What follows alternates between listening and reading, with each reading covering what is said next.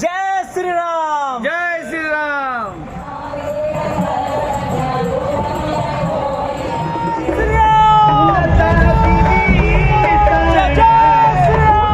Hello everyone, welcome back to my new blog. और एक बार आप फिर से आ चुके हैं शशि ब्लॉगर 666 के साथ। और आज है तो गाइज़ ये ब्लॉग को मैं सॉन्ग से ही स्टार्ट करता हूँ, क्योंकि ज़्यादातर हमारा ब्लॉग सॉन्ग से स्टार्ट होता है। तो आज है अयोध्या का उद्घाटन हो चुका है, तो चलिए गाते हैं कुछ लाइनें और ब्लॉग स्टार्ट करते हैं।